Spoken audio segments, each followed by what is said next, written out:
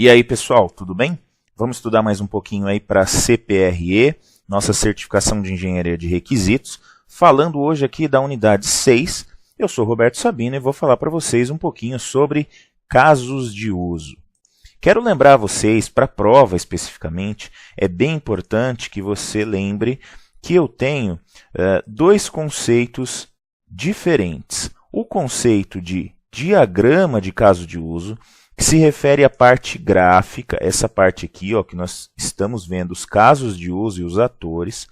E tenho também o conceito de especificação de caso de uso, onde eu vou descrever pré-condições, descrição do caso de uso, fluxo básico, fluxos alternativos, pós-condições e qualquer outra informação que eu ache necessário. Mas a literatura indica para a gente que essas daqui seriam as informações básicas a serem descritas ou serem especificadas de um caso de uso. Na prova, você pode se deparar com questões que falam especificamente de diagrama de caso de uso. Então, quando ele te perguntar, por exemplo, no diagrama de caso de uso eu tenho uma descrição de fluxo dos diálogos entre ator e sistema? Não tenho. No diagrama de caso de uso eu não tenho fluxo. Eu tenho fluxo aonde? Na descrição, na especificação do caso de uso, onde eu vou ter os fluxos básicos, os fluxos alternativos, e essa diferença aqui é uma pegadinha importante que você tem que tomar cuidado na prova, ok? Senão você pode responder alguma coisa sobre especificação achando que está respondendo sobre diagrama. Então, lembrando para você, diagrama a parte gráfica, essa parte aqui, e especificação é a descrição que eu vou ter para cada um desses casos de uso. Eu vou criar uma especificação desse estilo aqui. Ok? Muito bem. Então, vamos dar uma olhada agora aqui no diagrama de caso de uso. Ele é um pouco mais rico, tem mais coisas para a gente ver. Primeira coisa, né, pessoal? O ator é tudo aquilo que está externo ao sistema que eu estou modelando, ok? Legal. Qual a relação que eu posso ter entre os atores? Eu posso ter essa relação aqui, ó, que é uma relação que chama generalização. O que é generalização? Eu tenho, por exemplo, um ator-aluno. Esse ator-aluno, ele pode ser generalizado aqui no meu modelo, na minha modelagem específica, como membro do grupo de estudos. Por quê? Porque o membro do grupo de estudos é algo mais genérico do que um aluno.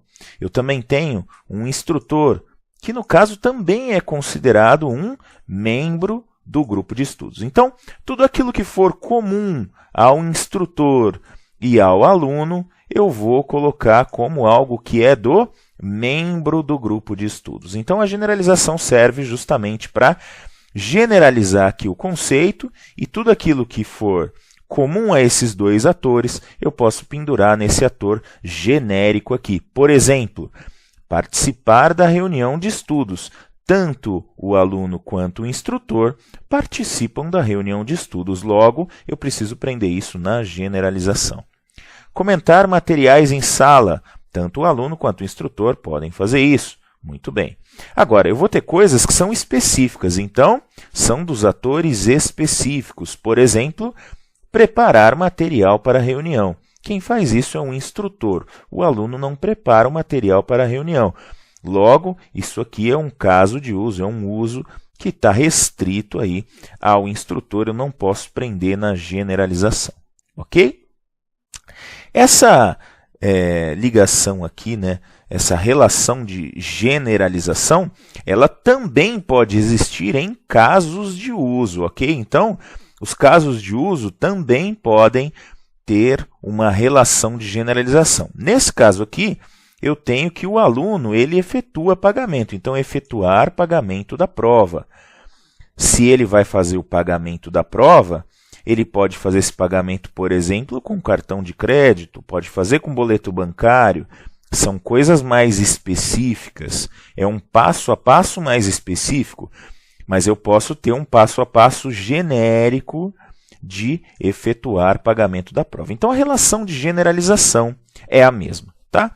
Quando a gente fala de generalização, eu estou falando desse tipo de associação que você identifica por essa setinha fechada aqui, né? Fechada no sentido aqui, ó, que ela está fechadinha aqui, ó, e essa ponta maior, né? Diferente dessa outra pontinha aqui, mais aberta, menorzinha, né? Então, são características que você vai identificar aí a generalização. Muito bem, quando eu falo da relação de generalização, eu estou falando do conceito de herança. E nesse caso, o conceito de herança é os mais específicos herdam as características do mais genérico.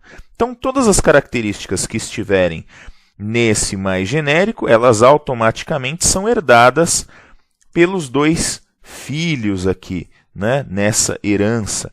Eles herdam essas características. Da mesma forma que aquilo que está pendurado, vamos dizer assim, né?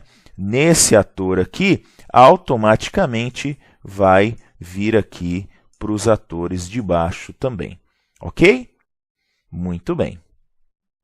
Vamos dar uma olhadinha aqui em uma outra característica, que são as relações entre os casos de uso. Então, além da relação de generalização, eu vou ter também a relação de extend e a relação de include, extensão e inclusão.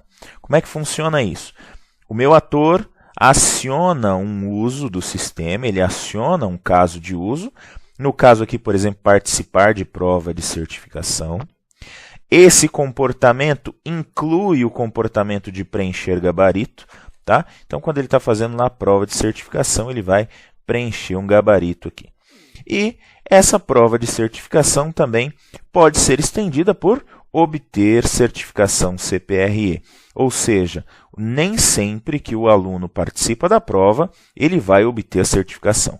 A extensão, ela nem sempre acontece, às vezes esse comportamento é estendido por esse, dependendo aqui de um critério específico para o ponto de extensão, e o include, ele sempre acontece, aquele comportamento, no caso aqui preencher gabarito, sempre está associado ao comportamento de participar da prova de certificação, tá bom?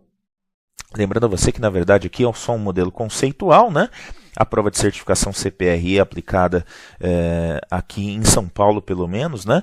A gente tem a correção feita direta na prova, nem tem preenchimento de gabarito, tá? Aqui é só um modelo conceitual mesmo, e a ideia aqui era mostrar para você rapidamente como é que funciona um diagrama de caso de uso. É para quem já está estudando. Se eu falei coisas aqui que você achou meio grego, né, não entendeu direito, dá uma estudadinha a mais, porque aqui a gente está só abordando alguns detalhes importantes a respeito do diagrama de caso de uso. É um importante diagrama para você saber, não só para o seu trabalho no dia a dia de engenharia de requisitos, mas também para você que vai fazer a prova de certificação. Tá bom? Lembra lá, diagrama de caso de uso, especificação de caso de uso, são conceitos diferentes. Na prova, isso aí pode fazer diferença para você. Ok? Agradeço aí mais uma vez por você estar assistindo o vídeo. Fique com a gente, logo logo a gente põe mais material aí para você.